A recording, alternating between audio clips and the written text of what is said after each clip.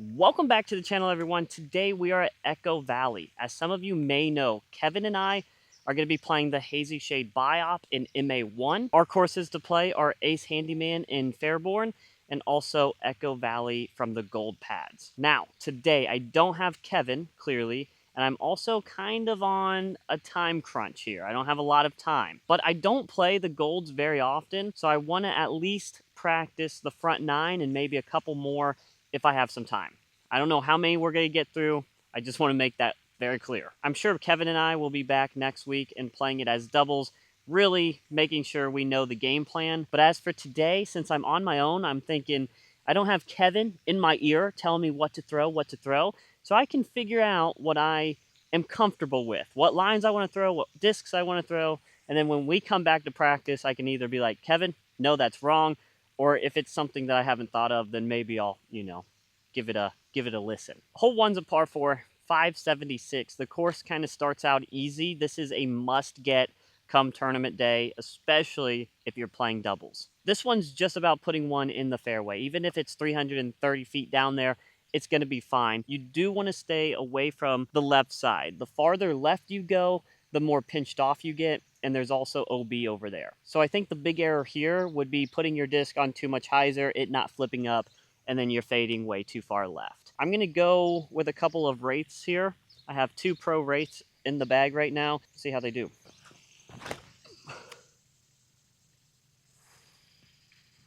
Yeah, that's pretty much perfect. Let's see if I can go a little farther than that.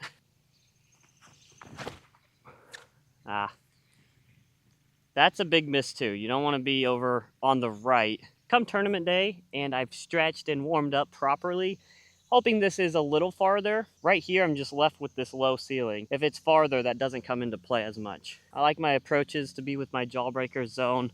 See if I can kind of flip this up in that gap. Hold on. Yeah, didn't quite put the brakes on. There's wood chips in there, so if you do come in hot, oftentimes you blow past the basket because it's very skippy. It doesn't take much. You got about, 8 feet here before it slopes back.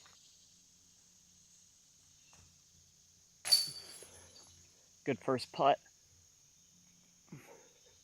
All right, that's how you play hole 1. Hole 2, 298, a really straight shot here. My idea is to flip up my detour up the middle, get it up to flat, and just have it ride down there. Short left is pretty jail, so I do want to get past this initial gap, and then a lot of times it finds a way to filter down there. The other thing I see is a hyzer on the right with maybe a mid-range or a more stable mid-range. Me and Kevin were playing with that the other day. We're not sure, or I'm not sure if I love it. I'm going to try detour up the middle first. I think if I can do that, then we will be sitting really pretty. After throwing that shot, I'm like, why would I do anything else? I'll try to throw that hyzer. The problem with the hyzer is I just wasn't getting it quite wide enough. Yep. And I've practiced that and have done that 3 times in a row now. So I think it's just up the gut with the detour. There's no better disc. The only thing about the detour is if I do throw it this well, there is a slope behind this basket, so we could be forever long, and I'm a little long now. The thing for me, though, is I'll take that risk. I would rather throw something I'm comfortable with and have a chance of going long versus throwing a putter and not even hitting the gap. Plus, the odds of me throwing it this well in tournament are pretty slim. This is a tough one because I have to straddle around this.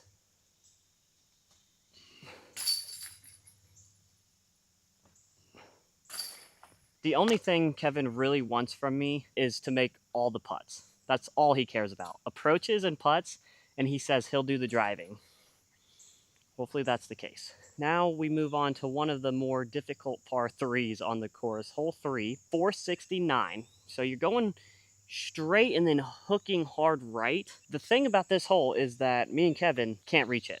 We're not going to be able to birdie this one. So stay in the fairway, get up and down for par, and we'll be okay. Because we can't reach it, we still have to play for the corner. If we don't get to the corner, par becomes pretty tough. So my thought is straight leopard 3 up the gut or trail. I just don't know how much distance I'm going to need. I could try Hades too, maybe all 3. I don't think my forehand can make the corner, and being pinched right is just bad news. We'll go leopard 3 first, see if that's enough.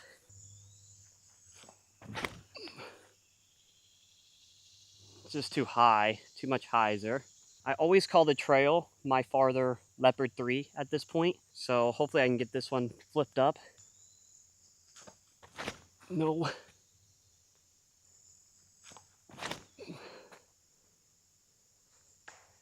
Dang, dude. I mean, I gotta hit the line, otherwise the disc is not going to matter. I kind of love Hades just because I should be able to flip it up the easiest. Let me try one more, and this is flipping 9-speed, I think 9-speed, the shift. There we go. Of course, I hit that tree. It was a little low. You guys know I love to throw on hyzer, so I gotta throw a disc that I can trust to get flipped up to flat and won't go too far left. I have a feeling it's gonna be my leopard 3 just because I'm most comfortable with that disc in my hand, although I really liked that shift flight. Trail and my leopard landed right next to each other. I think I'm gonna have to try to play a forehand hyzer on the left and see if we can just get close for a putt. Maybe just on circle's edge would be nice. I got Captain's Raptor to really fight through this stuff. Come on, I hit the line. Ah, the last tree. I threw that right where I wanted to, gave it the height too, where it would spike in, but hit a late tree, so it's still just a little bit of luck. Next time Kevin and I are up here, I should probably try the forehand just to see where it gets to. It could be worth it, you never know. These baskets look huge today. Oh my gosh. It's what you gotta do out here though. You gotta be making these putts. If you guys are enjoying this video right now, please consider hitting that like and subscribe button. We're on the road to 9K now. We're almost at 8.1. That happened fast. So thank you guys. Shout out to you guys. Can't do this without all of your guys' support. So seriously, thank you so much. Hole 4, par 4, 504. I actually think from the gold pads, it really opens up the fairway. We're going straight and then kind of bending right. There is a creek at the bottom of the hill that's out of bounds. I think on this one, me and Kevin have decided we want to be more left. The only scary thing about that is if you go too far left, you're going to be in the thick stuff. So there is a sweet spot that you want to be in, but that left side really opens up for the approach. I've been throwing my detour just like hole 2, let it flip up, go dead straight, and land softly. I also might try my leopard 3.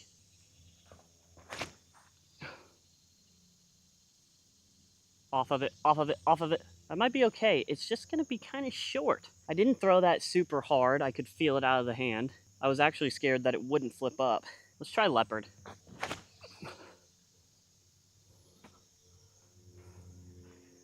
That's thrown really well. What I might run into is if I don't get it turned enough, then it might sky to the thick stuff, but we'll see where it's at. We might just say, hey, it's okay to be short. As long as you're left, we can hopefully get up and down and get the birdie. Or that leopard could be perfect and it doesn't quite get to the rough on the left. Oh man, yeah, this is almost right in the sweet spot. The thought is, if we can get to this left side, then we have a pretty open forehand to the basket. So I'm going with a Nate Sexton Firebird here. Oh, I slipped off of the, like my foot came up. Let's try Athena, see if I can correct that.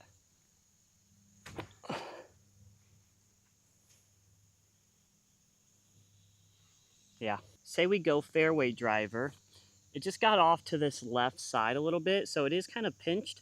We could get a hyzer that kind of skips to the basket from here, but for it to be perfect, I definitely need it to turn some more. And then the distance is wonderful. My Athena went a little deep here. I think that's why I like Firebird, because with the stability, I think it'll check up a little faster. This grass is really short right now, and at the basket, there's some wood chips. You know, coming fast, you're gonna likely get a skip back here.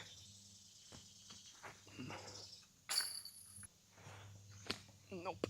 Filming hole 5 is a nightmare. So we got 437. It levels off maybe 100 feet and then it's straight downhill. I've noticed that if I peer the line, my buzz will get down there for a putt. I think detour down the hill is just too flippy. It'll flip up and just start riding right. I don't think zone gets there. And if I peer it with a fairway, it's just gonna go so far. So I truly feel like my only option here is to go buzz and peer the line. That is not puring the line. Oh, you gotta be joking. I got to kick off a branch and kick back into the fairway, basically. I'll try go leopard 3 and just see. Maybe if I can keep it low enough, it'll be fine. No. Well, that's gonna be cool. Nope. I don't know. I think I just have to trust the buzz. It's my best option. Obviously, with the leopard, we don't even get to see it, but I don't think I like it anyway. It just feels wrong. I think it's buzz. A key thing I forgot to mention is all this gravel is out of bounds, and I think there is OB far, far left. So if you do hit early, a lot of times the discs just filter right into the OB. Trust me, I would know. Somehow my buzz held on right before the line. That was very subpar. Ah, missed it left. I keep telling Kevin, hole 5, hole 6, if we get them, it's almost a bonus, in my opinion, because they are super difficult. With the elevation on 5, hole 6, you're about to see the tunnel you have to hit.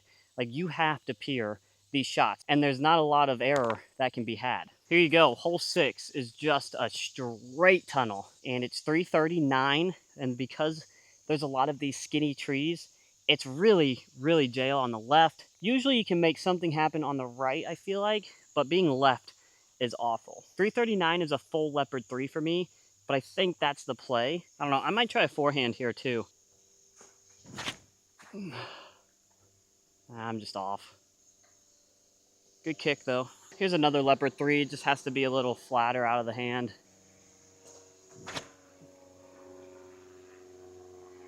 See, it's a bit more stable.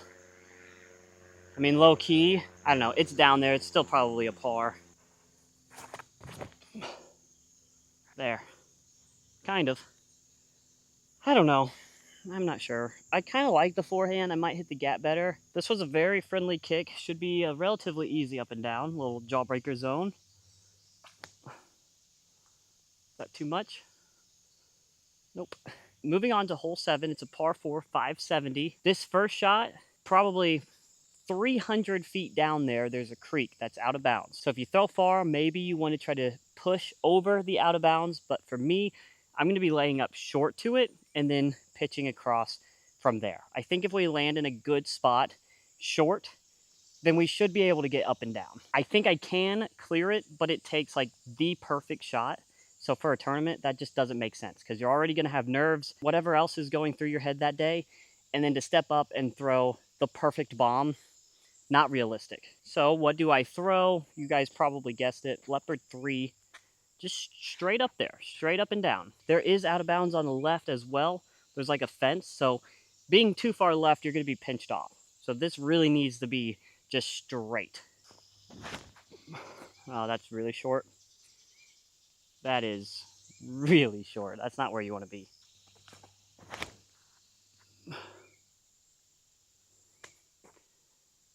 Honestly, that could be a really good disc for it to keep it straight because I'm going to get a little turn out of it. That's the shift. So if I put it down the middle of the fairway, that turn is going to keep it away from that left side. I think a forehand flex, keep it low. I think that's the play. Go Wraith here. I don't know if my Firebird will get to it. Well, I missed out on the low part.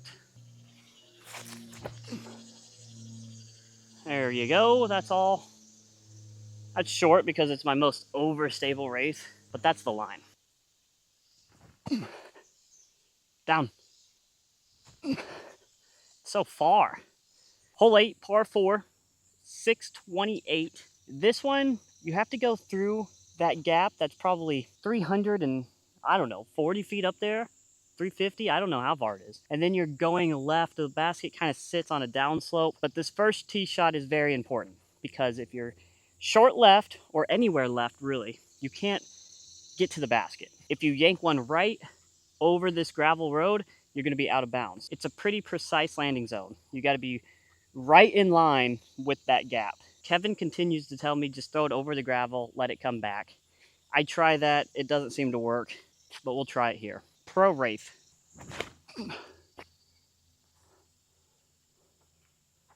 Well, that's a about as good as it can get, except it's really short. That was really playing with those trees though, which is kind of sketch. Now it's all about picking the right disc.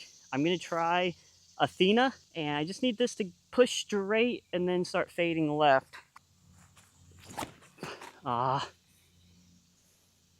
Honestly, there's a truck coming down that gravel road and I should have waited. I think it got in my head.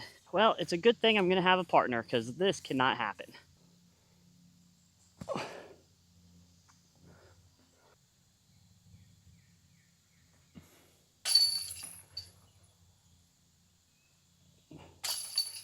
Hole 9, par 4, 627. Now, if I'm being completely honest, I don't know if me and Kevin birdie this. Doesn't seem all that far for a par 4, but it's uphill, so it takes a big tee shot, and then where you want to land is more left in order to bend the corner right. So the second shot is pretty hard if you don't get distance off of the tee. Plus, for me to get distance, I kind of have to throw a flip up, turn over, hopefully it comes back, and a lot of times that doesn't land enough left. I'm going to try it anyways though. I'm going Hades. My hand is so sweaty, like I can hardly grip this disc. This could be really bad.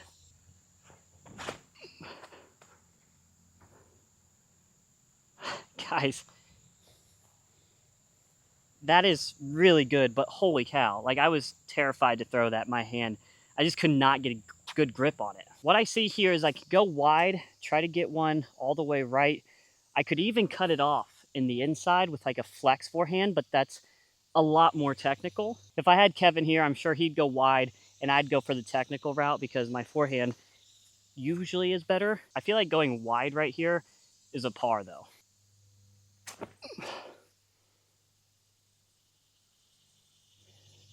We'll see. That's the best I could have thrown it. This is actually eye-opening for me because when me and Kevin played this hole, I didn't think there was any chance that we'd be able to birdie it. But we got to hang one out, trust it on the left side, and then we have a wide hyzer that honestly is not that bad. One of us can make this. Hopefully it's me. Oh! Kidding me? That looks so good. 2 off metal. I like that. All right, guys, I think I'm going to wrap this video up here. It's getting real close to the time I need to leave, and I'm on the other side of the park. Just have some other plans that I have to get to. I'm also going to Tennessee for fun this weekend, so I got to get home, and I got a lot to do video-wise in order to be ready to leave. I'm really happy I got out here to play this front 9. Like I said, I have a lot of time to still be out here and figure things out, but a lot of the discs that I wanted to throw or that I had in my mind were working today. A few lines I got to figure out, but add on a partner, and I think we'll shoot pretty well. This tournament's just for fun, but we'd really like to do well in it. Hope you guys enjoyed it. Please make sure to hit that like and subscribe button, and we'll see you on the next one.